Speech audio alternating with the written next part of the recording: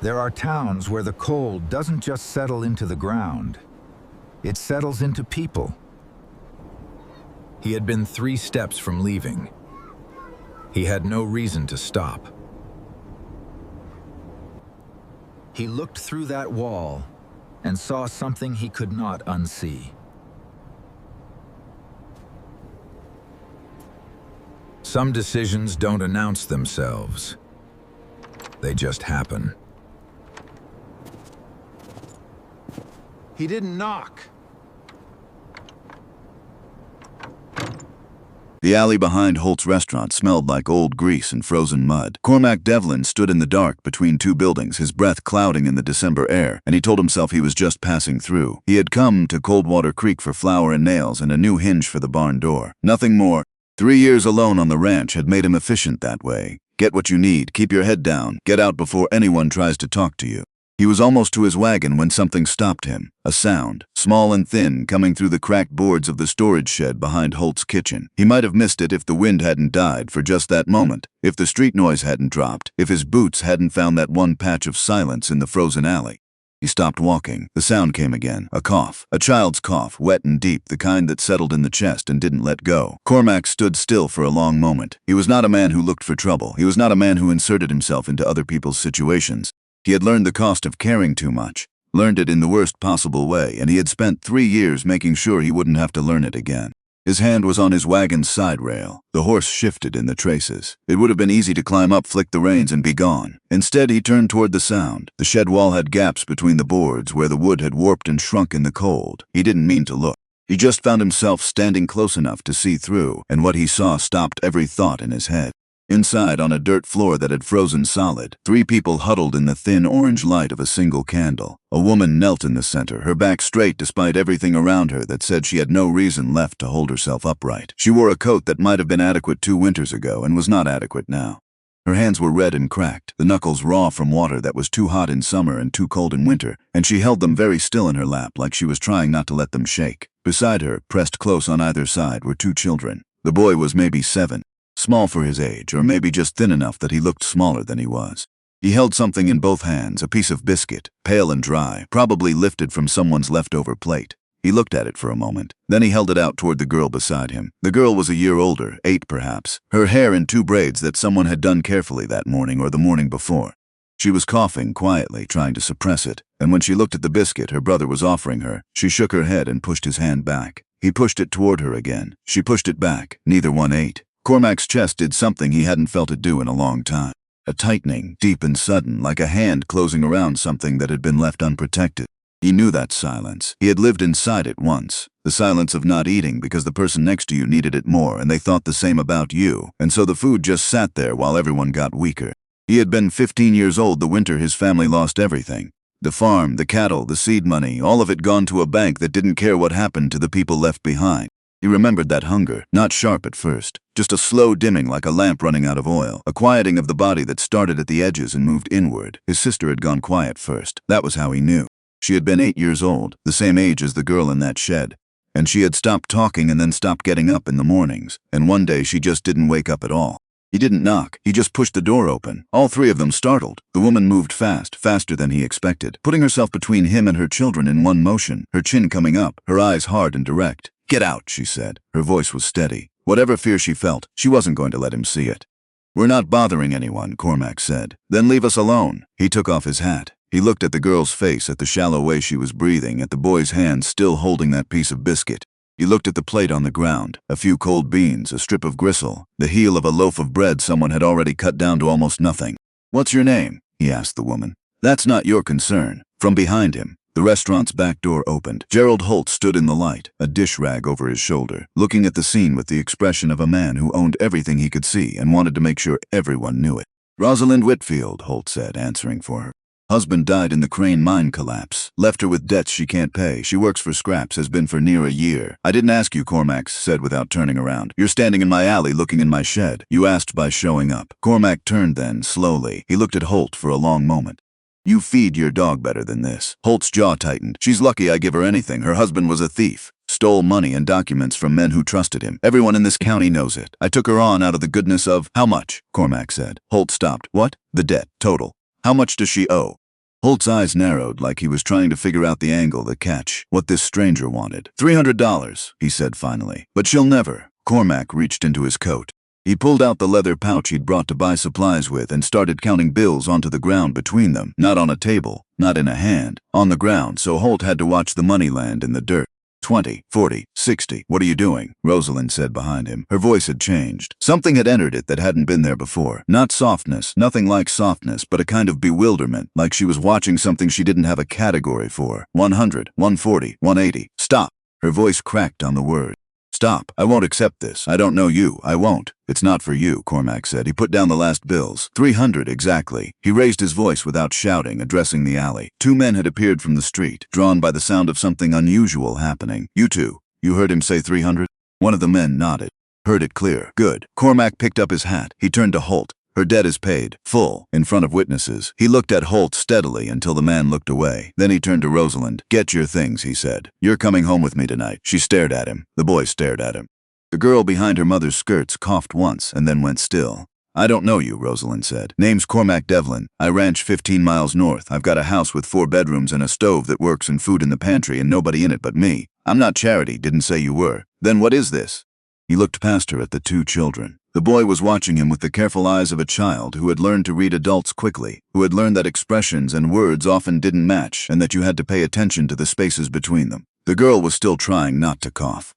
Cold's dropping tonight, Cormac said. Supposed to hit below 0 before morning. Rosalind's jaw worked. Her eyes were bright in the candlelight. Not tears, not yet. Something harder than tears. And she held herself so straight it looked like the effort of it might break her. Why would you do this? She said. You don't know me. You don't know what they say about me. About Thomas. I know those children are hungry, Cormac said. I know it's not your fault, and I know I can't walk away from this. The boy Tad, she called him quietly a moment later, reaching back to touch his shoulder, stepped forward and wrapped both hands around his mother's arm. Mama, he said. I'm cold. Something moved across Rosalind Whitfield's face. It was there and gone in less than a second, but Cormac saw it. The fracture, the place where the composed exterior cracked just enough to show what was underneath. A mother trying to hold herself together for children who needed her to be solid when nothing around them was. She straightened her shoulders. We have very little to bring, she said. Then it won't take long to pack. They were on the wagon 20 minutes later, Rosalind beside him on the bench. Tad and Wren bundled in the back under every blanket Cormac owned, tucked in beside the flour and nails he'd come to town for, alongside a small trunk and a carpet bag and a broken rocking chair that represented everything this family had left in the world. The rocking chair's left spindle was cracked clean through. Someone had tried to bind it with cord. The cord had frayed. Cormac flicked the reins and they moved out of Coldwater Creek into the dark. The storm found them 6 miles out. It came in from the northwest the way Montana storms came in December. Not gradually, not with warning, just suddenly and completely, as if a door had been opened in the sky. The temperature dropped in minutes. The wind went from a bite to a howl. Snow drove horizontal, filling the air until the road ahead disappeared into white. Nothing. Cormac leaned forward into it, squinting, trying to find the fence line that marked the boundary of his land. He knew this road. He had ridden it in darkness, in rain, in mud. But a whiteout was its own thing, and the road he knew became something else when you couldn't see it. Behind him he heard Wren coughing. Heard Tad's voice, low and steady, trying to quiet her, telling her it was okay, telling her they were almost there. How much further? Rosalind said beside him. Her hands were white on the edge of the bench. Maybe 10 miles. Hard to say in this. She nodded, the way people nodded when there was nothing useful to say. He watched her out of the corner of his eye. She didn't fall apart. She didn't ask him to stop, didn't ask what they were going to do. She just sat there with her jaw set and her eyes forward, like a person who had already faced enough hard things that this was simply one more. He respected that. He didn't say so. The wagon lurched. Cormac pulled back hard on the reins. The horses strained and then the right side dropped and kept dropping, the wheel sinking into a washout hidden under the snow, the axle biting at the wrong angle, and then a sound like a rifle shot as the wheel splintered through. He set the brake.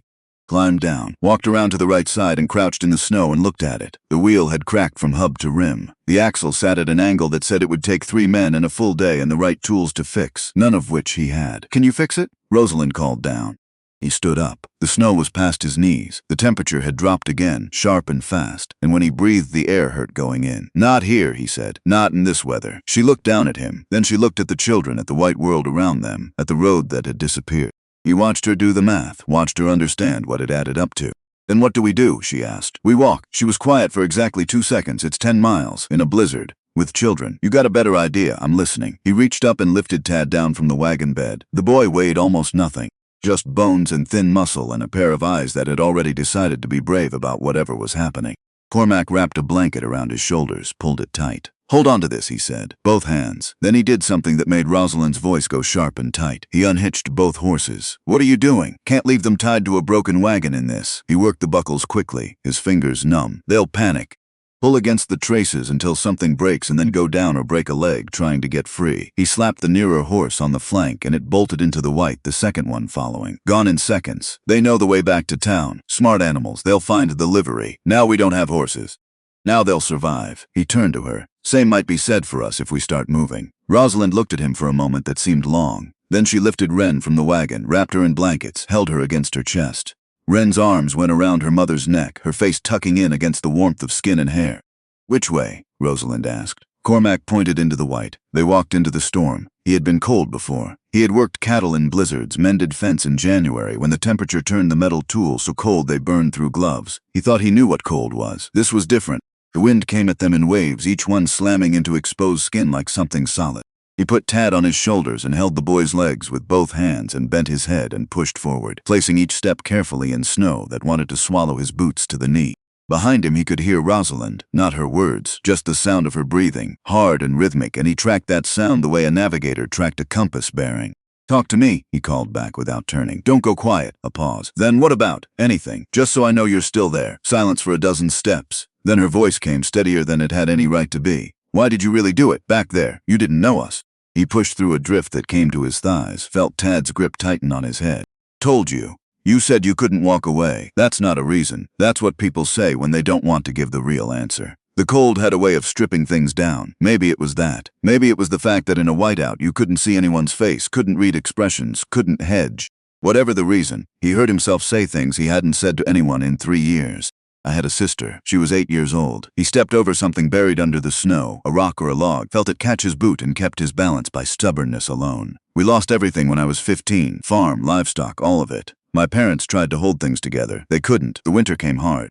There wasn't enough food." He paused. "My sister just got quieter and quieter, until one morning she didn't wake up." Behind him, he heard Rosalind's breathing catch. "After that, my parents gave up in their own ways. I ended up alone by 17, worked other men's ranches until I'd saved enough to buy my own place, built it up."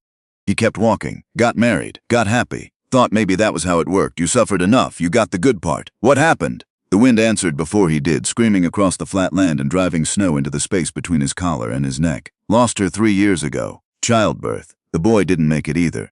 Rosalind was quiet for a long moment. "I'm sorry," she said. "Don't need sorry. Need to keep moving." But something had loosened between them, there in the white dark, the way cold sometimes worked on things that had been locked tight, expanded them until the seal cracked. "Thomas was a good man," she said eventually. Her voice had changed. Gone softer and harder at the same time, the way voices got when they were carrying weight and refusing to put it down. "Not perfect. Good. He worked hard. He loved his children. We were happy." A pause that had years in it. Then the mine collapsed. Killed 17 men. And after that, men I didn't know started coming to our door saying Thomas owed them money. Saying he'd stolen from mining investors. Saying he'd taken funds that belonged to others. Another pause. "I didn't know anything about it. Thomas handled our finances. I trusted him. Did you believe what they said?" "I didn't know what to believe. And it didn't matter what I believed because the town had already decided. Friends crossed the street to avoid me. The pastor asked me not to come to services anymore." Her voice didn't break, but it went flat in a way that was worse than breaking. "So I stopped asking for help, stopped expecting decency." Cormac said nothing. He just kept walking. Then Tad said quietly from up on his shoulders, "Mr. Devlin, my fingers hurt." "That's good," Cormac said. "That means they're still working. When they stop hurting, you tell me right away." A small silence. "Okay." Behind him, Rosalind stumbled. He heard it, a sudden change in her footsteps, a soft sound that wasn't a word. He stopped and turned. She'd gone down to one knee, Wren still in her arms, and in the dim light from the snow itself he could see that her face had gone the wrong color, lips past blue towards something else. He moved back to her fast. "Get up," he said. Not unkindly, but without space for argument. "I can't feel my feet. That's gonna get worse if you stay down. Get up. I just need a—" "There's no just a moment out here. You stop. You freeze. Both of you." He reached down, caught her arm, pulled. She came up, swaying. "You want that? You want Tad to watch that happen?" She looked at him and something cleared in her eyes. Not anger. Clarity. "No," she said. "Then move." She moved. He started talking then because she needed something to aim at, and he picked the first thing he could find. He told her about the fence line. About how in a whiteout you had to find the fence line because that was what told you where you were, what marked the edge of known from unknown, and once you found it, you followed it home. He told her about the horses, how Thunder and Swift would have made it back to the Coldwater Creek livery by now, how they would be standing in warm stalls eating grain, and how that was the right ending for horses that had served well. He told her about his house. 4 bedrooms, a kitchen with a stove that threw good heat, a pantry he'd stocked in October because he'd learned years ago that Montana winters didn't wait for you to be ready. He told her all of this in pieces, between steps, and she listened and kept walking, and he thought that was probably the bravest thing he'd seen in a long time. A woman carrying a sick child through a blizzard with nothing in front of her but the word of a stranger. Then he saw it, a post, black against white, barely visible 20 feet ahead and to the left. There, he said. Rosalind looked. I don't see fence post. We're on my land. A sound came out of her that she probably didn't mean to make. Small, involuntary, something between relief and grief. How far, she said. 4 miles. Maybe less. She didn't say anything for a moment, then. All right, the last stretch took what felt like a lifetime. Time stopped meaning anything.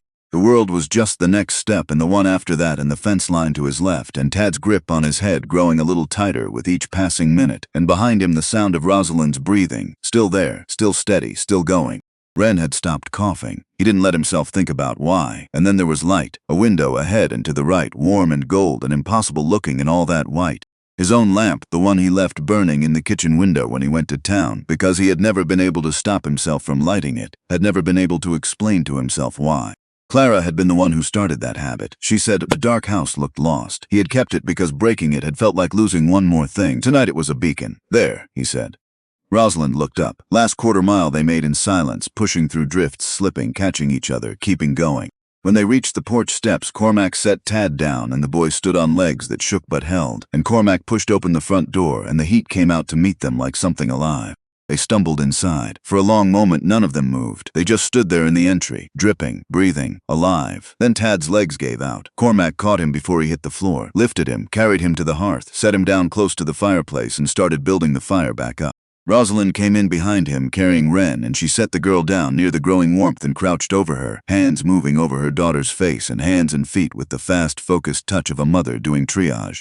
Her lips were blue, Rosalind said. Her voice was stripped of everything now. No pride, no composure, just urgency. They're coming back, but they were blue. I need to check her hands and feet. Cormac pulled off Wren's boots, peeled back the wet socks. The toes were red, shading toward purple at the tips. He pressed gently.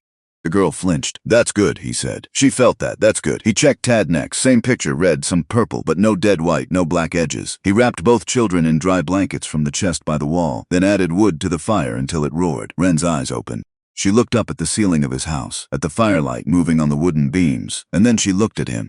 She had her mother's eyes, that same directness but softer, the way a child's version of a trait was always somehow clearer than the adult version. Is this real? She whispered. Real as it gets, he said. She coughed, not the polite, suppressed cough from the shed. This was something deeper, something that came from down in the chest, wet and rattling.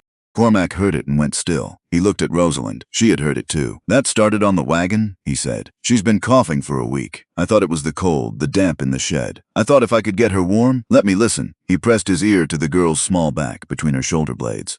Take a breath, he said to her. As big as you can. She breathed in. What he heard was not the clear rush of air moving through open space. It was a sound like water over stones, faint but unmistakable, a rattle and a wheeze that told him the cold and the dampness and the months of too little food and too much fear had done their work. He straightened. Rosalind was watching his face. She read it the way she had probably learned to read everything over the past year. Quickly, without flinching, taking in bad news as just another thing she had to deal with. How bad? She said. She needs to stay warm and dry. We need to watch her through the night. If the fever comes on, we deal with it. He paused. She's going to need a doctor in the morning. They won't come. Not for me. They'll come for me, he said. Or for my money, which amounts to the same thing. He made coffee. Rosalind disappeared into the bathroom and came out wearing his shirt and a pair of wool socks. Her wet clothes hung over the chair by the fire. She had braided her hair back, and with her face clean and the cold still in her cheeks, she looked like someone he might have met before all of this, in some easier version of the world. They sat at the kitchen table with the coffee between them and the fire crackling and the children asleep near the hearth, and outside the storm hammered at the windows like something with a grievance. Thank you, Rosalind said. The words came out like she wasn't used to saying them and wasn't sure she was saying them right. He nodded. She wrapped her hands around the coffee cup. I don't know how to do this, she said. Accept this. I don't have a framework for it. Everyone who has helped me in the last year has wanted something back. Or wanted me to be grateful in a specific way. Or decided later that I wasn't worth the trouble. I don't want anything back. That's what they said too at first. He looked at her. I'm not going to keep convincing you. You'll figure out what's true from what I do, not from what I say. She was quiet for a moment. That's either very wise or a way of avoiding the conversation. Probably both. Something that was almost a smile crossed her face. Almost. It didn't quite make it all the way, but it was the ghost of one, and it was the first time he'd seen it, and he found he wanted to see the rest of it sometime. She checked on the children before she went to bed. He heard her footsteps, quiet and careful, and then the sound of her standing over them for a long time before she went upstairs. He heard the bedroom door close, heard the lock click. Good, she should lock the door. He stayed downstairs by the fire. Wren was sleeping now, her breathing still rough but slower than before. Her face relaxed in the way children's faces relaxed when they finally let go of the effort of being awake. Tad was beside her, one hand flung out, his wooden-soled shoes drying by the hearth. Cormac sat in his chair, the chair he'd spent 3 years in, the chair that had started to feel like a kind of penance, and he listened to the storm and to the changed quality of the air in his house. Filled was the word that came to him. Not crowded, not disrupted, filled. The way a room with a fire in it was different from a room with an empty hearth. The same room, but changed by what was burning in it. He hadn't planned any of this. He had gone to town for flour and nails and a hinge. He had come home with 3 people who needed somewhere to be, and a sick child who was going to need a doctor in the morning, and a woman who had locked her bedroom door and was probably lying awake right now, calculating risk the way people did when they had been burned too many times to stop calculating. He didn't blame her for any of it. He added a log to the fire and pulled his coat over his shoulders and closed his eyes. Morning was going to come soon. The storm would either pass or it wouldn't. The doctor would come or he'd have to be dragged. The town would find out and there would be consequences, because in a place the size of Coldwater Creek there were always consequences for doing things people had decided you weren't supposed to do. He would deal with all of it. But right now, in this chair, in this house that was filled again for the first time in 3 years, with 2 children sleeping by his fire and a woman upstairs who had walked 10 miles through a blizzard carrying her daughter and had never once asked to be carried herself, Cormac Develin closed his eyes and let himself feel what he hadn't felt in a very long time. Not happiness, not yet. Something older and more durable than happiness. The sense that he had done the right thing. Morning came gray and still. The storm had blown itself out before dawn, leaving the world buried under 2 feet of clean snow that reflected the early light and made everything look simple and new. Cormac stood at the kitchen window with his second cup of coffee and watched the sun come up pink over the eastern ridgeline and thought about what the day was going to require of him. He heard her before he saw her. Not footsteps, something quieter. The careful sound of someone trying not to disturb a sleeping house. He turned and Rosalind was in the doorway, still in his shirt, her braid loose, looking at the kitchen with an expression that was trying to be neutral and not quite managing it. "Morning," he said. "Morning." She looked around. How's Wren? Still sleeping, breathing better than last night, but not right. She nodded, moved toward the pantry without asking. Her hands found flour, eggs, the side of bacon hanging near the stove. She worked quickly and without waste, every motion efficient, a person who had learned to make a little go a long way. "You don't have to cook," he said. "I know." She cracked an egg without looking at it. "I need to do something. I can't sit and be taken care of. It's not who I am." Fair enough. They worked in the kitchen together, not talking much, and the silence between them was not uncomfortable, which surprised him a little. He had grown accustomed to the silence of one person in a house built for more. This was different. This had breathing in it, and the small sounds of someone else moving through a space, and it changed the room the same way a second candle changed a room. Not just brighter, but warmer in a way that had nothing to do with heat. Tad came downstairs first, still wearing Cormac's oversized shirt, rubbing his eyes. He stopped at the bottom of the stairs and looked at the kitchen with the careful attention of a child who had learned not to assume that good things continued. "Is it real?" he said. "The breakfast?" Cormac said. "All of it." The boy gestured vaguely. The warm kitchen, the smell of bacon, the sunlight on the snow outside the window. "Did we really make it?" Rosalind left the stove and crossed the room and pulled him close, arms around his thin shoulders, and held him for a moment with her eyes closed. "We really made it," she said. They ate at the table, the 4 of them, and when Cormac told Tad to eat and not look at it, the boy looked at him, and then at the plate, and then started eating with the focused intensity of someone making up for lost time. Wren woke partway through and sat up by the fire and asked for something with honey in it, and the look on Rosalind's face when she asked, the way every muscle in her body seemed to release at once, was not something Cormac was going to forget. He needed to get the doctor. He was thinking about how to do that, about whether to ride to town or send word when he heard the sound of horses. He went to the window. 3 riders coming up the road from the south, moving at a pace that said this was not a social call. He recognized Victor Crane before the man had even reached the gate. You didn't live in Coldwater Creek for 3 years without learning to recognize the man who owned the largest operation in the county. Crane rode a gray quarter horse that cost more than most families made in a year. Beside him was Gerald Holt, and beside Holt was a man Cormac didn't know, younger, with the look of someone who did what he was told and didn't ask questions about why. "Stay inside," Cormac said. Rosalind had come to the window. She stood beside him for just a moment, long enough to see who it was, and something shifted in her face. Not fear, not exactly, but the recognition of something she had been expecting. "I know him," she said quietly. "Victor Crane. He came to the house after Thomas died. He was the one who told me about the debts. Said Thomas owed money to mining investors. Said I'd have to sell everything to cover it." She paused. He seemed very certain about what Thomas had done. Cormac looked at her. Then he looked back at the riders pulling up to his gate. "Go inside," he said again. "Take the children to the back of the house." He stepped out onto the porch. The cold hit him clean and hard. The 3 riders stopped at the foot of the porch steps. Crane looked down at him with the expression of a man accustomed to looking down at things and people. "Devlin," he said. "Crane." Cormac didn't move off the porch. Early to be riding. Some matters don't keep. Crane's voice was the voice of a man who never had to raise it to be heard. "You brought the Whitfield woman here last night. I brought 3 people in out of a blizzard. One of them is a sick child." "The child isn't my concern. The woman is." Cormac waited. Crane shifted in his saddle. "You paid $300 of her debt last night, in front of witnesses." "I did. That was generous." Crane let the word sit there with too much weight on it. But generosity can be misunderstood. "People are talking about what it means, you taking in a woman of her reputation. Her husband was a thief, Devlin. He stole documents that belonged to my company. That puts her in a difficult position, and anyone who associates with her in a close way." "She didn't steal anything," Cormac said. "People assume." "I don't care what people assume." Crane studied him. Something moved in his eyes, a recalculation, the adjustment a man made when the person across from him wasn't responding the way the script called for. He tried a different angle. "I'll make you a fair offer," he said. "Your north pasture has been sitting idle. I'll buy it from you at a good price. Enough to cover what you paid last night and then some. All I ask is that you let the Whitfield woman find her own way." "No." The word fell flat and final. Crane's expression didn't change, but something behind it did. "You're making a mistake, Cormac." "Maybe." Cormac stepped down 1 step, just 1, so that his eyes were level with Crane's on horseback. "But it's mine to make. Now I've got a sick child who needs a doctor and a kitchen that needs cleaning up. Unless you've got something useful to add, I'd appreciate you getting off my land." Holt started to say something. Crane stopped him with a small motion of one hand, the gesture of a man who didn't need hired voices to speak for him. He looked at Cormac for a long moment with the flat, measuring look of a man accustomed to getting what he wanted eventually, one way or another, and who was now simply adjusting his timeline. "Ask her about the map," Crane said. Then he turned the gray horse and rode away, the other 2 following, their tracks dark in the white snow. Cormac stood on the porch steps and watched them go until they were small and then gone. Then he went back inside. Rosalind was in the kitchen doorway. The children were still in the back room. She had heard enough, or maybe she had heard it all. "He said to ask about a map," Cormac said. She was very still. "Rosalind." She looked at him and he saw it then. Not surprise, but the expression of someone hearing a word they hadn't expected to hear aloud, a word that had been living in a locked room in the back of their mind. "Thomas found something," she said slowly. "A few weeks before he died. He wouldn't tell me much. Said he didn't want me to worry, didn't want me carrying it. But he'd been down in the mine doing his regular work and he'd gone into the East Survey office and found something that wasn't meant to be found." She stopped. "What kind of something?" "A map. Geological survey map of the whole Crane mine complex, east and west sections both." She was choosing her words carefully now, like someone picking their way across uncertain ice. Thomas didn't know much about geology.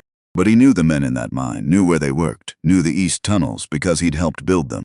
And what the map showed. She stopped again, drew a breath. The map showed that the east section was compromised. The supporting rock layer had been thinning. They'd known it for months. There were annotations in the margins, dates, calculations. Someone had looked at those numbers and known what they meant and had kept those men working in there anyway. The kitchen was very quiet. Cormac said nothing for a moment. He looked at his coffee cup. Then he looked at her. "Thomas was going to report it," he said. "It wasn't a question. He was going to go to the county surveyor the following Monday." Her voice was steady and terrible. "He was killed on a Thursday." Cormac set down his cup. Outside, somewhere in the white distance, the sound of Crane's horses had long since faded, but the weight of what he had just been told sat in the kitchen between them like something that would not be moved. "He wasn't a thief," Cormac said. "No." Rosalind's eyes were dry and very bright. "He was trying to save 17 men.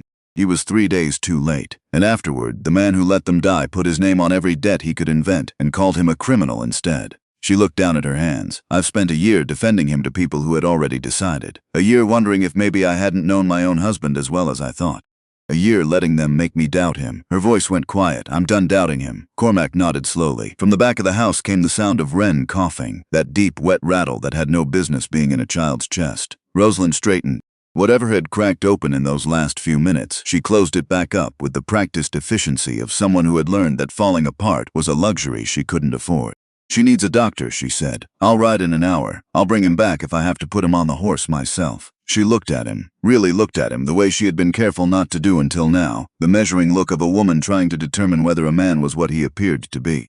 "Why?" she said again. Not the same why as before, a different one, deeper. He thought about it honestly. About Clara, about the lamp in the window, about the way Tad had said, "Mama, I'm cold," and what it had done to him to hear it. "Because I lived through being the child that nobody helped," he said. "And I swore if I ever had the means, I wasn't going to be the man who walked past." Rosalind held his gaze for a moment longer. Then she nodded once and turned back to the stove. "Then I'll have breakfast ready when you get back," she said. He put on his coat and his hat. He checked the rifle. He thought about Crane riding away with that flat, adjusting look in his eyes. He thought about what it meant that Crane had known about the map, that he'd brought it up deliberately, that he'd wanted them to know he knew. He thought about Thomas Whitfield, who had gone into an east tunnel on a Thursday morning 3 days before he meant to tell the truth, and had not come out again. He stepped out into the cold white morning and untied his horse from the post and swung up into the saddle. The snow was deep and clean. The sky was the pale blue that came after a storm, washed clear of everything. Behind him in the warm house, a little girl was coughing. He rode toward town. Dr. Harlan Foss had 3 patients waiting when Cormac walked through his office door. He had a 4th on the examination table with a bandaged hand and a story about a wood-splitting accident that Foss was only half listening to. He looked up when Cormac came in, took in the expression on his face, and started to say something about waiting your turn. Cormac spoke first. "Little girl, 8 years old. Chest sounds like water over gravel. Fever coming on. I need you at my ranch now." Foss set down his instruments. "Bring her here. She's too sick to move in this cold. I've got a wagon with a broken wheel and no way to get her here safely. You need to come to me." The doctor looked at his waiting room. Then he looked back at Cormac with the expression of a man doing arithmetic he didn't like the answer to. "This about the Whitfield woman? Heard you brought her in. This is about a child with fluid in her lungs. That's all it's about." Foss studied him for a moment. Then he reached for his bag. They rode back hard, not talking much. The snow made the road slow, and Cormac pushed his horse as fast as he dared. The pale blue morning was turning the color of old tin. Clouds moving in from the northwest again. Not another storm, but the suggestion of one. The sky's way of reminding you that it wasn't finished. At the ranch, Rosalind met them at the door. She had the look of someone who had been managing fear for so long it had become indistinguishable from ordinary alertness. Her eyes moving to the doctor's bag immediately. Her body stepping aside to let him through without a word.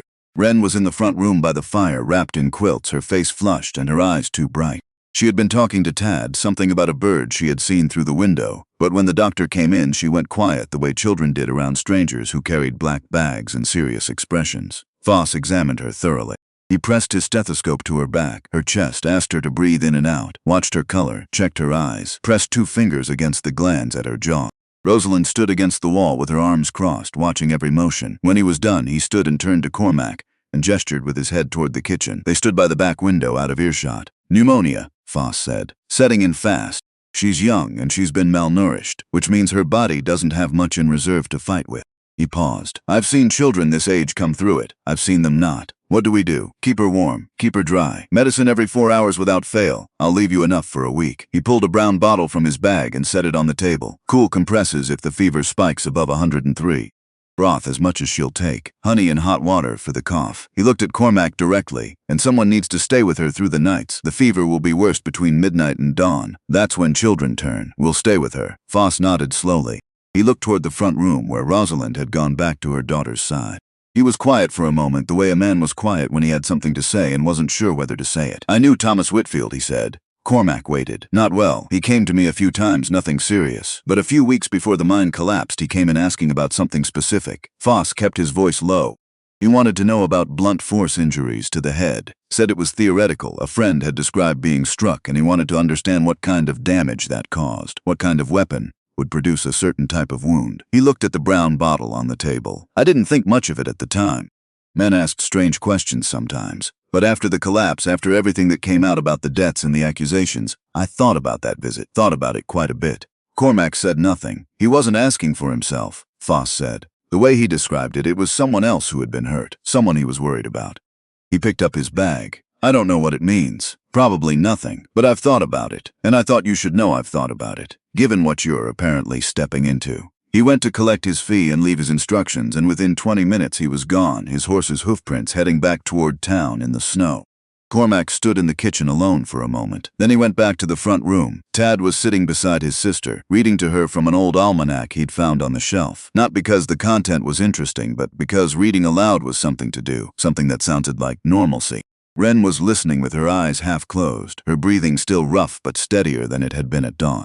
Rosalind looked up when Cormac came in. "What did he say?" she asked quietly. "Pneumonia. He left medicine. We watch her through the nights." She nodded. Already knew it, probably. Had known it since last night. Some knowledge you arrived at through logic before the doctor confirmed it. He sat across from her. He also said something else.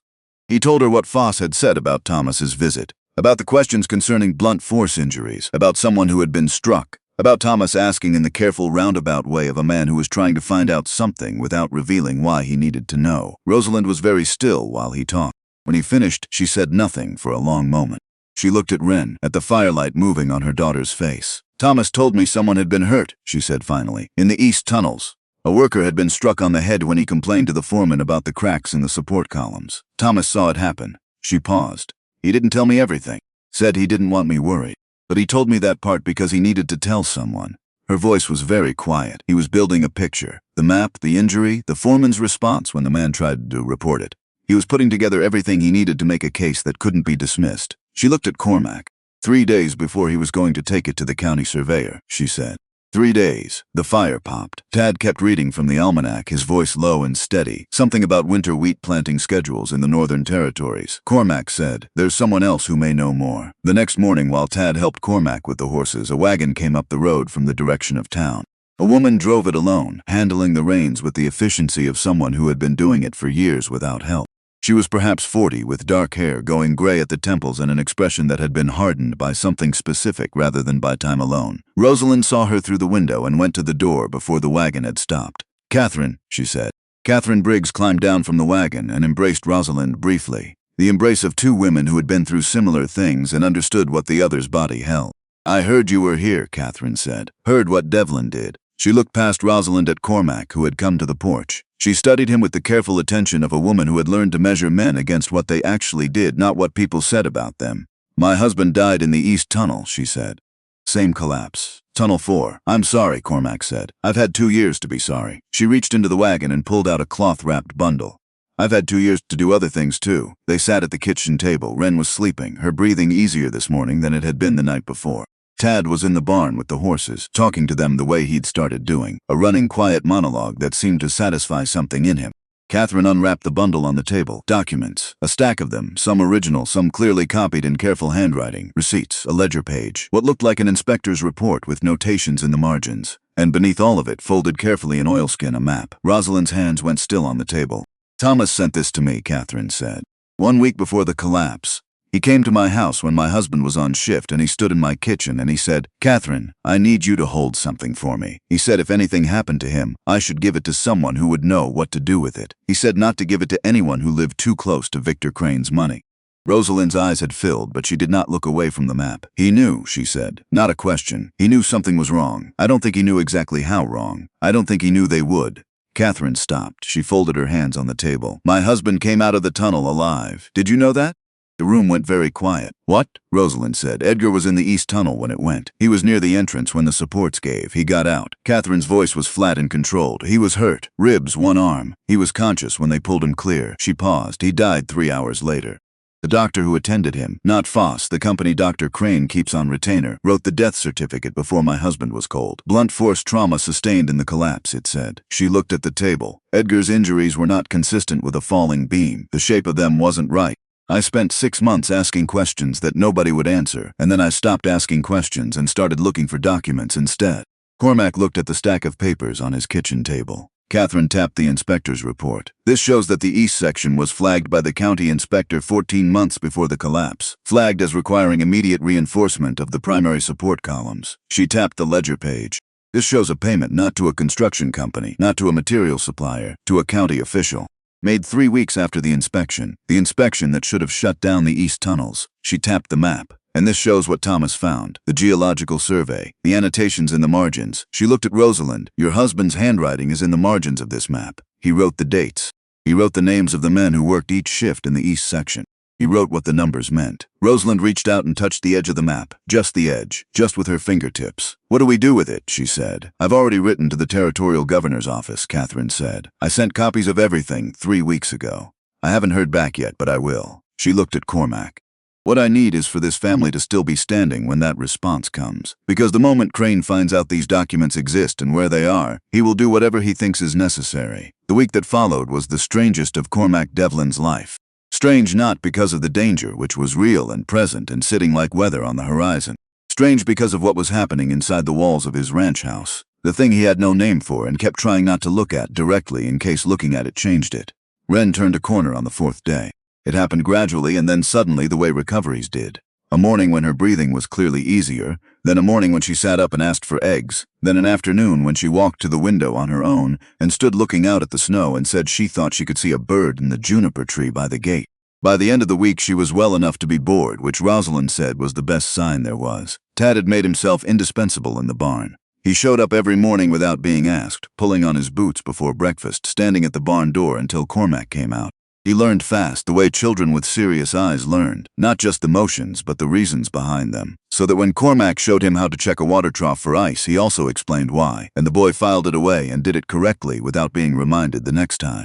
One morning they were working side by side, breaking ice from the troughs, and Tad said, without looking up from what he was doing, "Cormac, can I ask you something personal? Go ahead. Do you love Mama yet? Or are you still figuring it out?" Cormac stopped working. He looked at the boy, at the serious set of his 7-year-old face, at the patient way he was waiting for an honest answer. "Still figuring it out," Cormac said. "But I'm getting closer." Tad considered this. "I think you're already there," he said. "You just don't know it yet." "What makes you say that?" "Because when something worries her you notice before she says anything. And because you check on Ren even when Mama doesn't ask you to." He resumed breaking ice with a stick. "Papa used to say that love wasn't a feeling, it was a habit, that it was what you did when you didn't have to." Cormac was quiet for a moment. "Your father sounds like he was a smart man." "He was." Tad said it simply, without grief performing itself, just as a fact. "He was also funny. People don't usually say that about him now. They say he was honest or he was brave. But he made Mama laugh. She doesn't laugh as much since." Cormac finished clearing the trough and moved to the next one. "She will again," he said. "Give it time." Tad looked up at him. "You could help with that," he said, and went back to work. Inside the house, things were building towards something that neither Cormac nor Rosalind named directly. There were evenings at the kitchen table after the children were in bed, coffee going cold between them, while they talked about things that circled the real subject without landing on it. He told her about the year he'd built the north pasture fence alone, post by post, because there had been no one to help and he had needed something to occupy his hands after Clara died. She told him about the first winter after Thomas, about the particular horror of explaining to children why there was no Christmas, about Tad trying to wrap a piece of string as a gift for Ren because he didn't want her to have nothing. He told her about the son he had never met, who had been born not breathing and who had been buried next to Clara in the small fenced plot on the South Hill. She told him about the night she had sat in the shed behind Holt's restaurant and looked at her children sleeping and had thought that she could not do this for another winter, and had then decided that she could because there was no alternative. Neither of them said anything directly about what was happening between them, but the space between them at the table had gotten smaller without either of them moving, and the silences had changed quality, had become the kind of silence that held things rather than the kind that separated them. One night she said, looking at her coffee cup, "The town's been too quiet." He had noticed it too. It had been almost 2 weeks since Crane's visit. No more riders coming up the road, no more pulled contracts. The 2 that had been canceled stayed canceled, but no new ones had been threatened. The general store had not refused him again when he'd gone in for supplies, though Frank Williams had been careful not to meet his eyes. "They're waiting," he said. "For what?" "For us to make a mistake, for you to leave, for things to fall apart on their own so they don't have to do anything." He looked at her. "That's how men like Crane prefer to operate. Pressure and patience. They make the situation uncomfortable and then they wait. And if we don't fall apart? Then eventually they stop waiting." She was quiet for a moment. "Or they stop being patient." He said nothing because she was right and they both knew it. What happened was not a fire, not what Cormac had expected. He woke in the early hours of a Monday morning to a sound he couldn't immediately identify, rhythmic and wrong, like something moving in gusts that had a pattern to them. He lay still for a moment, listening. Then he knew what it was. Hooves, multiple horses moving fast, somewhere on his property. He was out of bed with his boots on before he was fully awake, pulling his coat over his nightclothes, taking the rifle from beside the door. He went through the house quickly, checking the children's room. Ren and Tad both still sleeping, then went to the back window. In the blue pre-dawn light, the north pasture was in motion. All 12 of his horses were running. They moved in a mass across the snow, bunched and panicked, their breath steaming in great clouds as they hit the far fence line and turned and came back. The gate that separated the north pasture from the open range to the west was hanging open. He had latched it himself the evening before. He was certain of that. He went outside. In the snow near the gate he found the tracks. Boots, 2 sets coming from the west along the fence line and leaving the same way. The latch had not been broken. It had been lifted deliberately, carefully, by someone who knew what they were doing. The fence rail beside it had been knocked down, making the opening wider, making it look like the horses had broken through themselves. He stood in the cold and looked at the open gate and the running horses, and he understood exactly what had been done and why. Not to injure him, not tonight. Tonight was a message. Tonight was a demonstration of access, of capability, of the fact that the distance between his fence and his house was not as great as he might have thought. He spent 3 hours in the snow catching horses one by one, working in the dark with a lantern and a rope and the patience and firmness that horses responded to. Two things that worked only when used together. Tad appeared at the barn door at first light, took one look at the situation, and started helping without being asked. They worked together in silence, the boy matching his pace to Cormac's, holding horses steady while Cormac checked legs and hooves, doing exactly what he was told and nothing less. When they finally had all 12 horses back in the pasture and the gate latched with a new bar across it, Tad looked at Cormac and said, "They did it on purpose." "Yes, because of us. Because we're here." Cormac looked at the boy. He could have said something reassuring. He could have told him it was complicated, or that it wasn't about them, or that adults sometimes had disputes that had nothing to do with children. All of those things were technically true. "Yes," he said instead. Tad nodded slowly, the way he nodded when he was filing information away. "What are we going to do? We're going to fix the fence, and then we're going to eat breakfast." He put his hand briefly on the boy's shoulder. "And then I'm going to talk to your mother." Inside, the kitchen smelled like coffee and biscuits. Rosalind had seen them working from the window and had started breakfast without saying anything, and she set plates in front of them when they came in without asking about the mud on Cormac's coat or the expression on his face. When the children had eaten and Wren had taken her medicine and Tad had been sent upstairs to find his other boot, Cormac sat across from Rosalind at the table. "Last night wasn't random," he said. She wrapped both hands around her cup. "I know. They opened the north gate, let the horses out. 2 men coming and going on foot along the fence line, so there were no wagon tracks on the main road. She absorbed this. Nobody was hurt. Nobody was meant to be hurt. Not last night. The implication settled between them like the cold that came in under the door." She looked at her cup. Then she looked at him. "I should leave," she said. "If I leave, you're no longer a target. Your business recovers. Crane gets what he wants and he has no reason to. No." "Cormac," I said no. He kept his voice level. "You leave, Crane wins." Crane winning means Thomas Whitfield died for nothing. It means Catherine Briggs spent 2 years collecting evidence that goes nowhere because the only people with enough stake in it to push it forward ran away. He met her eyes. "And it means my north pasture fence gets opened again whenever someone wants to remind me that I can be inconvenienced." She was quiet. "We need to be harder to move," he said. "Legally, I want to put your name on this property. Equal ownership. Right now, if something happened to me, you and the children have nothing. No claim to anything." He paused. "If we were married, that changes." The words sat on the table between them. Rosalind looked at him for a long moment. Her expression was careful and very still, the way she looked when she was doing the kind of thinking that mattered. "That's a practical reason," she said. "It's one reason. What are the others?" He had thought about this. Not for as long as some men might. He was not a man who needed years to know his own mind, and 3 years of isolation had stripped away a lot of the noise that usually kept people from hearing themselves clearly. "I think about what you're going to say before you say it," he said. "And I'm usually wrong, and that's one of the things He stopped. Tried again. "I don't want to come home to this house and not have you in it. I didn't know that until I had it, but I know it now." She looked at him. Not searching for something, exactly, measuring something she had already found. "I told myself I was done with this," she said, "after Thomas. I told myself one was enough, that I couldn't." She stopped. "But I think about you when you're in the barn. I think about what you're going to say, and I'm usually right, and that's..." A pause. "That's a different thing, isn't it? Being known. It's a different thing," he agreed. She looked at her coffee cup, at the table, at her hands. "Ask me," she said. "Do it properly." He looked at her for a moment. Then he said, "Rosalind Whitfield, I'm not a patient man, and I'm not a gentle one, and I don't have anything to offer you except this land and this house and the fact that I will not leave, and I will not give up. Marry me." She was quiet long enough that the fire in the stove settled and shifted. "Yes," she said. 3 days later, Judge Nathan Aldous arrived at the ranch at Cormac's request. He was a spare, deliberate man who had been on the territorial bench for 11 years, and who had the reputation, rare in Coldwater Creek, of being afraid of no one in particular. He came alone, which Cormac noticed and appreciated. They sat in the kitchen and Cormac explained what he wanted. The marriage license, the property deed amended to add Rosalind's name, both documents drawn up proper and recorded with the county the same day. Aldous wrote everything down in his careful hand. When he was done, he looked up. Saturday. Saturday. The judge looked at him steadily. "I should tell you something, Devlin. Man to man, off the record as a judge and on the record as someone who's lived in this county a long time." He set down his pen. "I've been watching what Crane has been building for 3 years. The debt accusations against Thomas Whitfield, the way the investigation into the mine collapse was handled, the inspector's report that was filed and then wasn't mentioned again.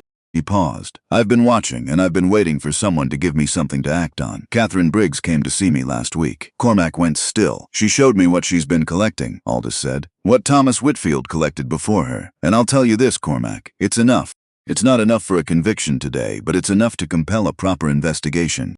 I've already written to the governor's office. He met Cormac's eyes, which means the moment Crane finds out those documents are in my hands as well as Catherine's, the window for this to stay quiet closes permanently. How long do we have? A week, maybe 2. These things move faster than people expect once they start moving. He picked up his pen again. Saturday, he said again. I'll be here. After the judge left, Cormac found Rosalind in the front room with the children. Wren was showing Tad the pages of the almanac and explaining with great seriousness the difference between a juniper and a pinyon pine.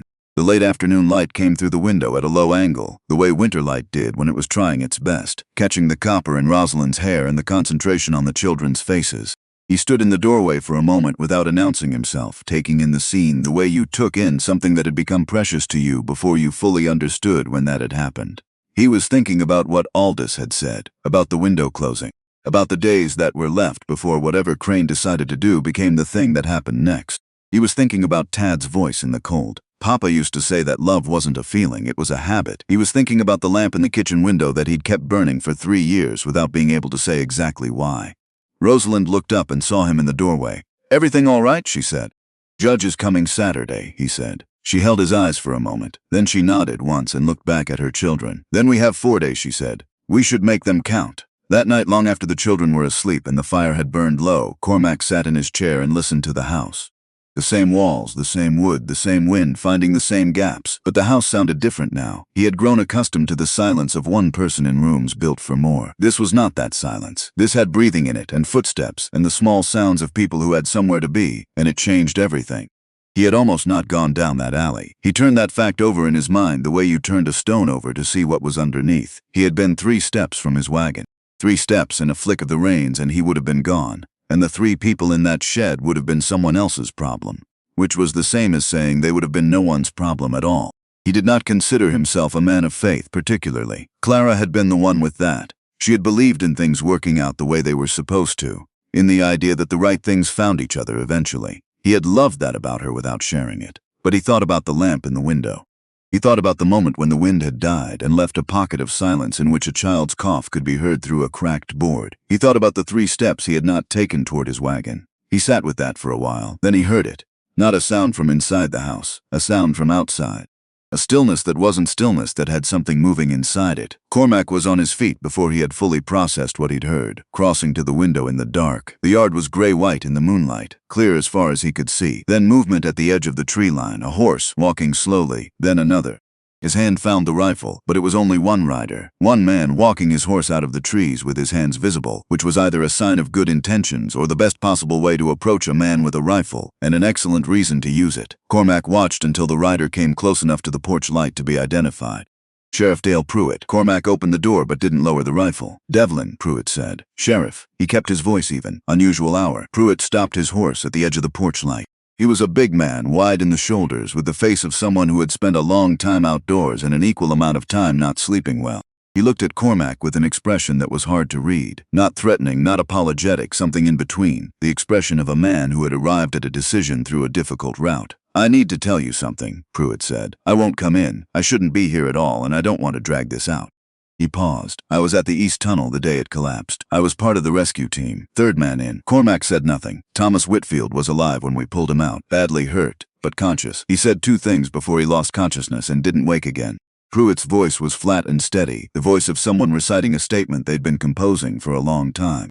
The first thing he said was his wife's name. The second thing he said was, the map is with Catherine Briggs. Keep it safe. The cold came in through the open door. I heard him say it, Pruitt said. I heard every word. And then I watched Crane's company doctor write a death certificate that said Thomas Whitfield died of injuries sustained in the collapse. And I knew that was wrong because the shape of his injuries wasn't right for a falling beam. And I kept my mouth shut. He looked at Cormac directly. I kept it shut for 3 years because I have a wife and 3 children, and I told myself that what I knew wasn't proof, and that speaking up would only get me removed and someone worse put in my place. He paused. I told myself a lot of things. And now? Cormac said. Catherine Briggs came to me 4 days ago, showed me everything she'd collected, showed me what she sent to Aldous and what she sent to the governor's office. He shifted in his saddle, and she told me that Crane sent men to her house last week. At night, they didn't do anything. Just stood outside and let her know they'd been there. Cormac's grip on the rifle tightened slightly. She's got 3 children, Pruitt said. My kids go to school with hers. He looked at the porch floor, then back up. I sent my own report to the territorial governor yesterday. Everything I saw and everything I know. I've also been in contact with the marshal's office. He paused. Crane doesn't know that yet, but he will soon, and when he does, this is going to move fast. How fast? Fast enough that your wedding Saturday might be the last quiet thing that happens for a while. He gathered his reins. Lock your doors. Keep the children close. Don't go anywhere alone. He looked at Cormac steadily. And don't let Crane make the first move, because when he decides to move, he won't telegraph it. He turned his horse and walked it back toward the tree line. Cormac stood in the doorway until the sound of hooves faded completely. The cold had come all the way into the house now. He closed the door. He stood in the entry for a moment with the rifle in his hand and the sound of sleeping children upstairs and the fire burning low in the other room. Thomas Whitfield had spent his last conscious moments making sure that what he knew would survive him. The map is with Catherine Briggs. Keep it safe, Rosalind had said. He was trying to save 17 men. He was 3 days too late. And afterward, the man who let them die had put Thomas's name on debts he'd never owed and called him a criminal and spent 3 years making sure his widow and children paid for the crime of knowing the truth. Cormac added wood to the fire. Saturday was 4 days away. He sat in his chair and he planned, and outside the night held its cold and its quiet. And somewhere on the south hill under the snow, 2 graves held everything he had lost. And here in this house, breathing softly in the rooms around him, was everything he had found. Saturday came in clear and bitter cold, the kind of cold that made the air look sharp, that turned breath to smoke and silence to something solid. Cormac was up before dawn. He built the kitchen fire, put the coffee on, and stood at the window watching the light come up over the eastern ridge the way he had watched it come up every morning for 3 years. It looked the same as it always had. He felt entirely different standing in it. Judge Aldous arrived at 10:30 in his good coat with his record book under his arm and the expression of a man who had presided over enough of life's significant moments to understand what the occasion required without being told. He tied his horse at the post and came inside and accepted coffee and said very little, which Cormac appreciated. Rosalind came downstairs at 11. She wore a dark green wool dress that she had made herself in the evenings over the past week, sitting by the fire after the children were asleep, her hands moving steadily with the needle while they talked or didn't talk. She had braided her hair and pinned it up, and she wore a length of cream-colored lace that Cormac did not recognize and which she had not explained, and she carried a small bundle of dried flowers and evergreen sprigs that Wren had assembled that morning with absolute seriousness, selecting each piece from the jar on the windowsill where she kept things she considered beautiful. Cormac looked at her and did not say anything because there was nothing to say that wouldn't come out smaller than what he meant. Tad stood beside him in his cleanest shirt with his hair flattened by water and his jaw set with the solemnity of someone who understood that this moment would be one of the ones he carried forward. Wren stood beside her mother, fully recovered now, her color good, her eyes bright. She had insisted on holding the flowers until the last possible moment and then transferred them to Rosalind's hands with the gravity of an official handing over a document of importance. Judge Aldous opened his record book, and then they heard the first wagon. It came up the road from the south, the horse's harness jangling in the cold air, and Cormac thought it was probably someone who had gotten the wrong day or the wrong place. Then a second wagon appeared behind the first, then a third, then 2 riders, then another wagon. He went to the window and watched them come, and he recognized some of the faces before they reached the gate. Martha, wife of the merchant who had pulled his contract. She drove the first wagon herself, a covered basket on the seat beside her. Behind her came the doctor, Harlan Foss, with his wife and 2 of his children, the schoolteacher, the blacksmith who had refused Cormac's business 3 weeks ago, his hat in his hands as he climbed down, Catherine Briggs with her husband and their 3 children.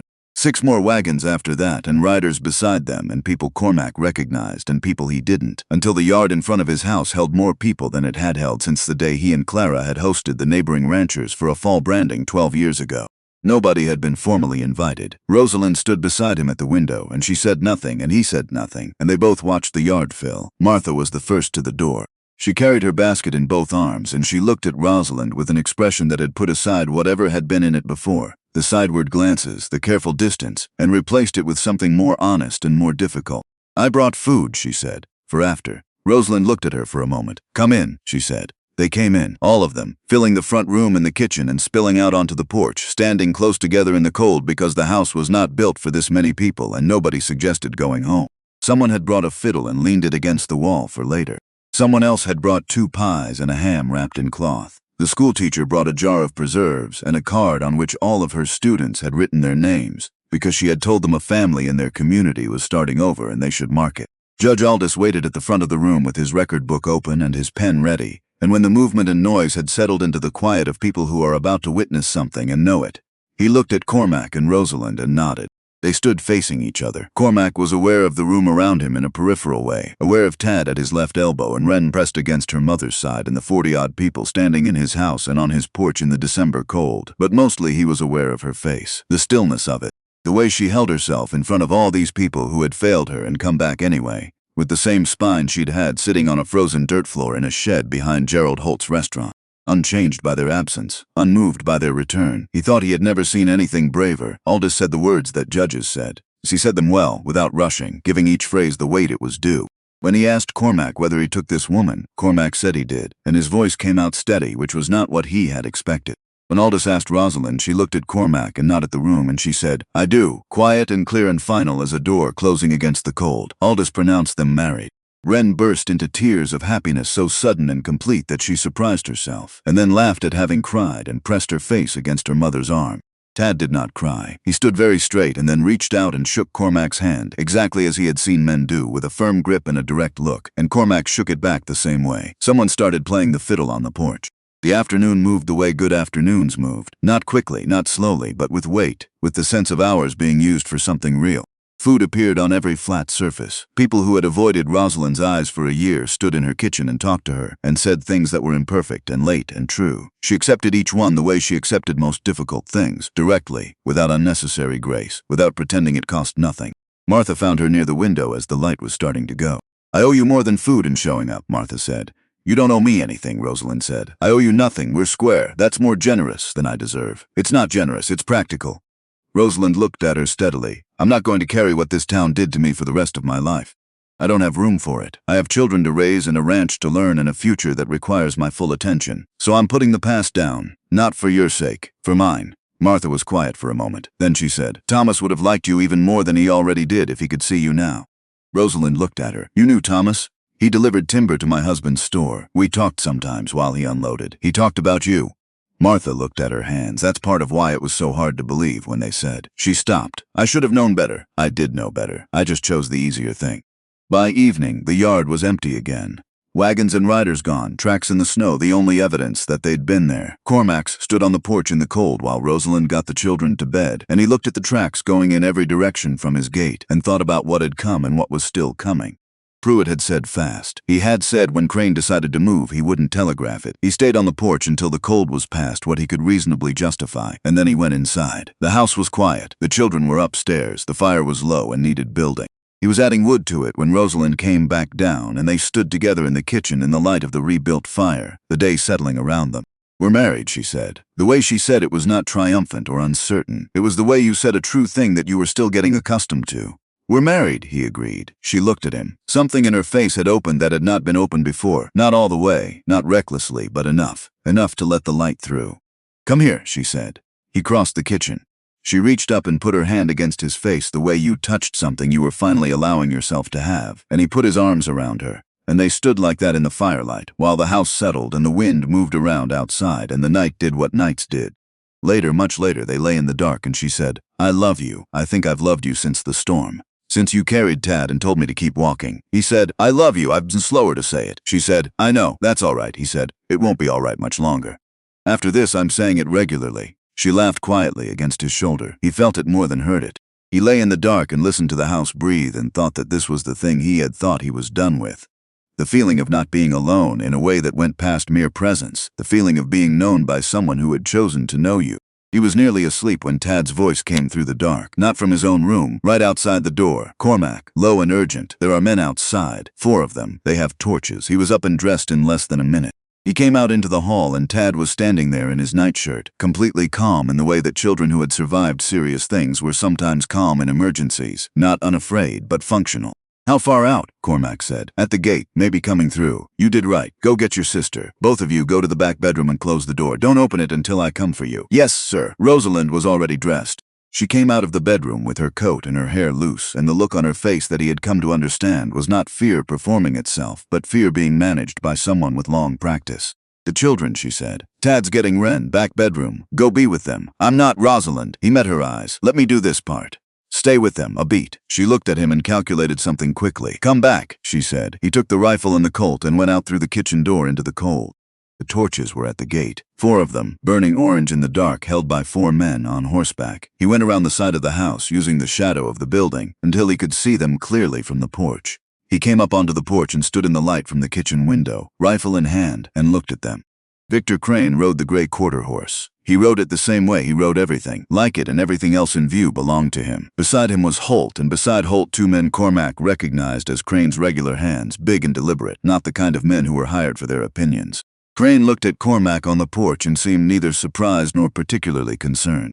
The expression of a man who had expected to find what he found. "Evening, Devlin," Crane said. "Or I suppose it's Devlin and wife now. Heard you had a ceremony today." Cormac said nothing. 40 people, Crane said. Quite the turnout for a man who was losing contracts 3 weeks ago. He shifted in his saddle.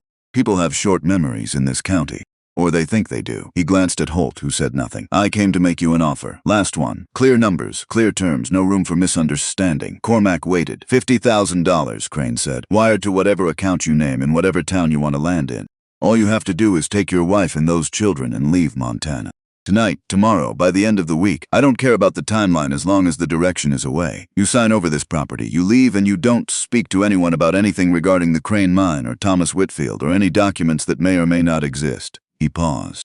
$50,000 is a generous offer for a ranch that isn't worth half that. Cormac heard the door open behind him. He didn't turn around because he knew who it was. Rosalind came and stood beside him on the porch. She had put on her coat, and she stood straight in the torchlight with her hands at her sides and her face open, and she looked at Victor Crane the way you looked at something that had wronged you so profoundly and for so long that the anger had long since burned down into something colder and more permanent. "I'll answer that," she said. Crane looked at her. "My husband spent the last months of his life collecting evidence that you ordered men to work in tunnels you knew would collapse.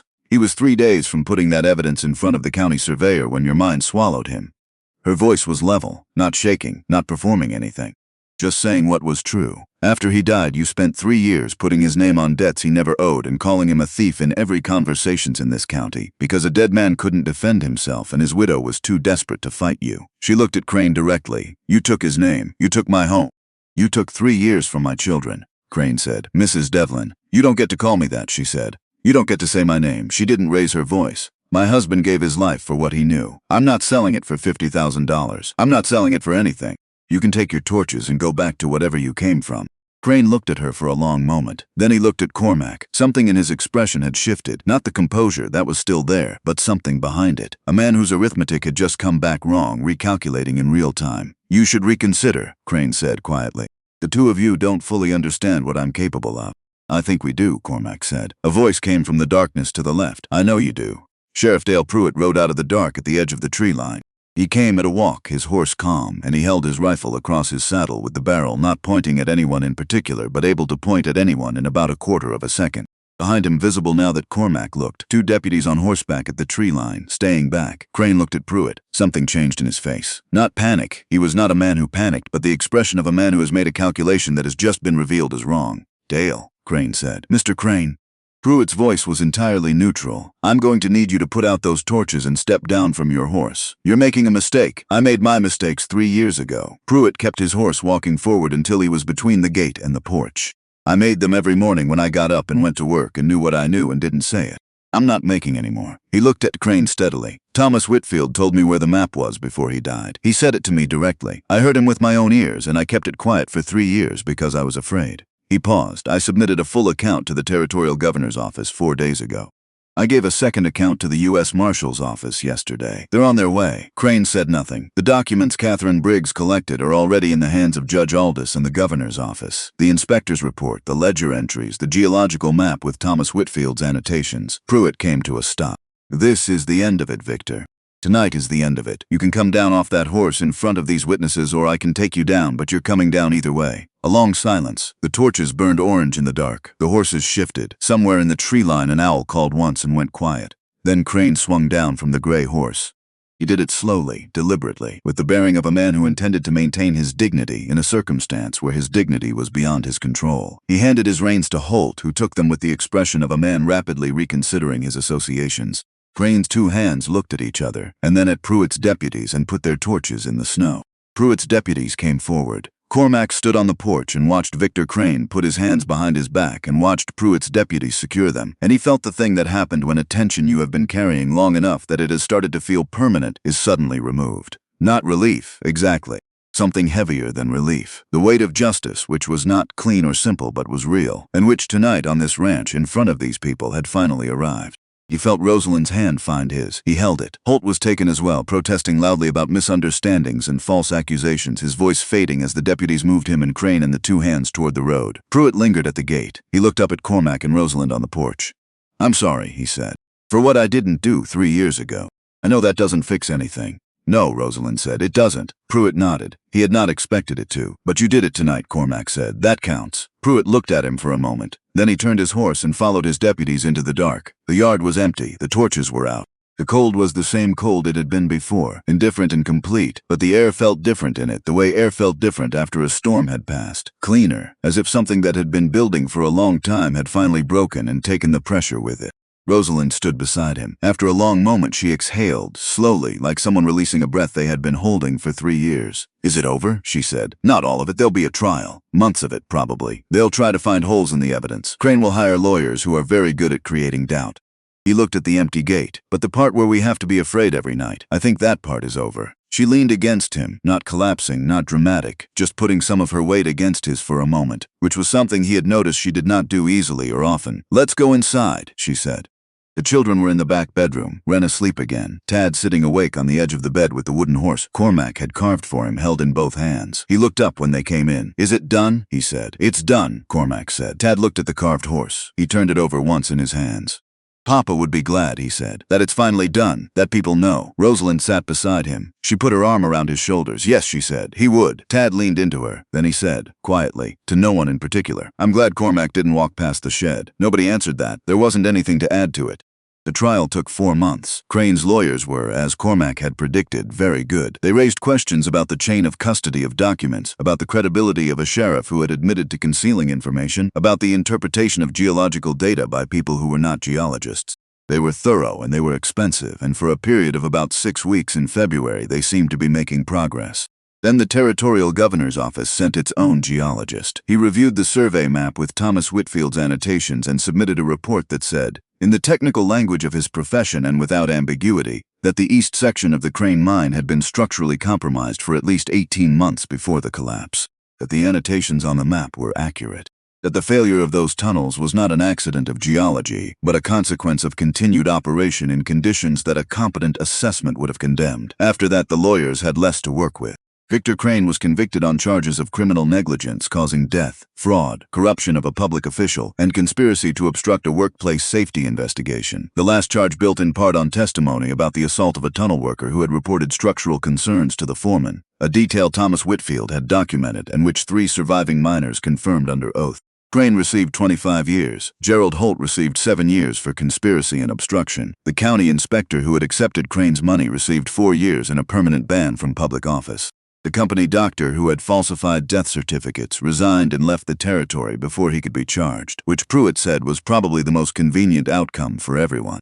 Thomas Whitfield's name was cleared by formal order of the court. The judge read the order into the record and noted that Thomas Whitfield had died attempting to prevent the deaths of 17 men, and that his efforts, though ultimately unsuccessful in their immediate purpose, had produced the evidence that now held those responsible to account. The county held a memorial service in April when the snow had retreated to the high peaks and the grass was starting to come back in the low meadows.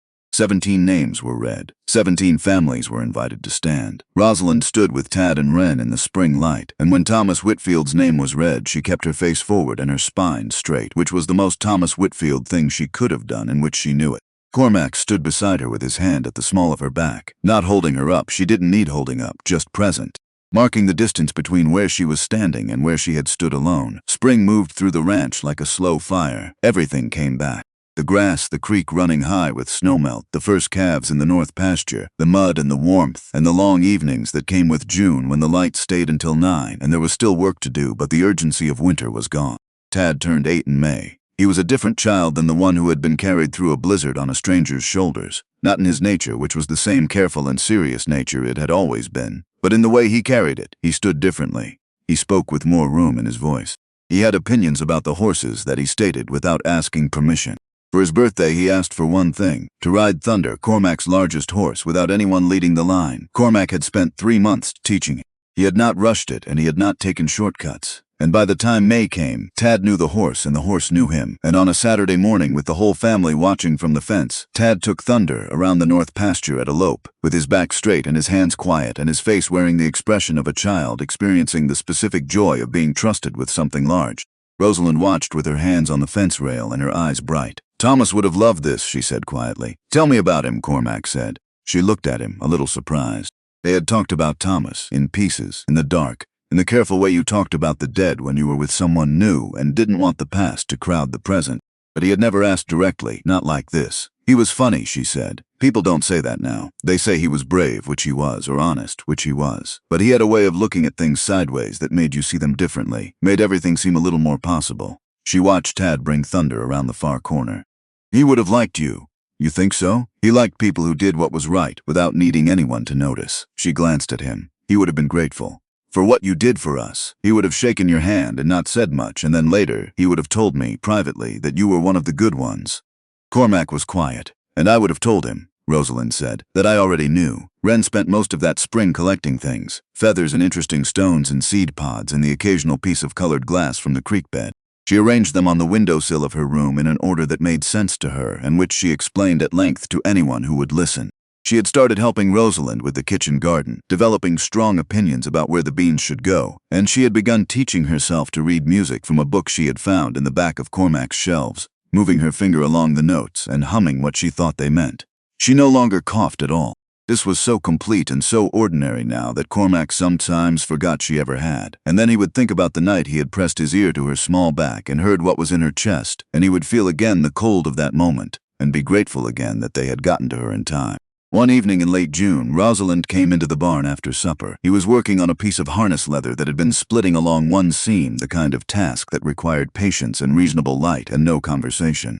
She came in quietly, and he heard her before he saw her. The soft sound of her boots on the barn floor, the way she moved when she wasn't in a hurry. She sat down on the hay bale near the door and watched him work, and he let her, because her being there and not needing to fill the silence was one of the things he had come to depend on. "I need to tell you something," she said. He looked up. She was holding herself in a way that was different from tension, something more internal, something that had turned inward. She met his eyes and she did not make him wait. "I'm pregnant," she said. He set down the harness. He sat with it for a moment, the way you sat with things that were too significant to rush toward or rush past. He thought about Clara, about the son who had not taken a breath, about the grief of losing someone you had already loved before you met them, which was its own impossible shape. He thought about Rosalind, who had carried 2 children through a year of near starvation, and a blizzard and a sickness that could have killed one of them, and the sustained hostility of an entire town, and who was now standing in his barn in the June evening light telling him there would be another. He crossed the barn. He put his arms around her and held her, and she put her arms around him, and they stood like that in the smell of hay and leather and horses while the last of the June light came through the gaps in the boards. "Are you frightened?" she asked against his shoulder. "Yes," he said. "Good," she said. "So am I. That means we understand what it means." He held her tighter. Their son was born in February. They named him Thomas Cormac Develin, which had been Rosalind's idea and which Cormac had agreed to without hesitation, because the name deserved to go forward, because it deserved to be carried by something living instead of resting on a court document and a memorial service. He was born healthy and loud, which the doctor said was the best thing a baby could be, and Wren held him first after Rosalind, sitting very carefully in the rocking chair that Thomas Whitfield had built and Cormac had restored, with the baby wrapped in a quilt and her face wearing the expression of someone who has been given a responsibility they intend to take seriously. Tad stood in the doorway and looked at his brother for a long time without saying anything. Then he said, "He looks like he knows things." "He doesn't know anything," Wren said. "He was just born." "Still," Tad said. On the first anniversary of the night Cormac had broken through the door of Gerald Holt's storage shed, he was in the barn at dusk, closing up for the evening. The horses were fed and settled. The last of the day was going golden over the western ridge. He was checking the latch on Thunder's stall when he heard the barn door. Rosalind came in from the evening light, her coat open, her hair loose from the day. She leaned against the stall door across from him and looked at him directly, without anything between them, the way she had looked at him since the beginning, as if she had decided early on to see him clearly and had never found a reason to stop. "1 year ago today," she said. "I know. You broke through a door in an alley behind Gerald Holt's restaurant and told me to get my things. I remember. I thought you were going to want something," she said. Everyone who had ever offered anything wanted something. I thought you were the same, and I was trying to figure out what you'd ask for. What did you decide? I decided I didn't care what you wanted as long as my children were warm. She looked at him. I was wrong about the not caring. I started caring very quickly. He came around the stall door. He stood in front of her in the hay-smelling dusk. Thank you, she said. He looked at her. For what? For not walking past. He thought about the 3 steps he had not taken toward his wagon, about the wind dying at exactly the right moment and leaving a pocket of silence in which a child's cough could travel through a cracked board and reach a man who was almost past the point of being reachable. You would have found a way, he said. You would have kept going. Maybe. She reached up and put her hand against his face. But I'm glad I didn't have to. From the house came the sound of Wren's voice, high and clear, singing something that might have been the melody of a lullaby or might have been something she was making up as she went. Under it, lower Tad's voice answering, and under both of those, the soft, undemanding sound of a baby who was warm and fed and did not yet know that the world could be cold. Rosalind turned toward those sounds. Cormac followed her out of the barn into the last of the evening light, into the life they had made from the materials available, from wreckage and blizzard and grief and stubbornness and the particular decision, made once and held to, that some things were worth every cost they carried. The snow had gone. The land ran wide and clear to the mountains.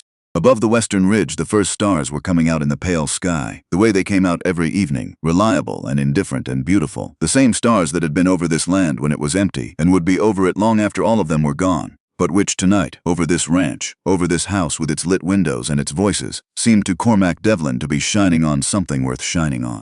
He went inside.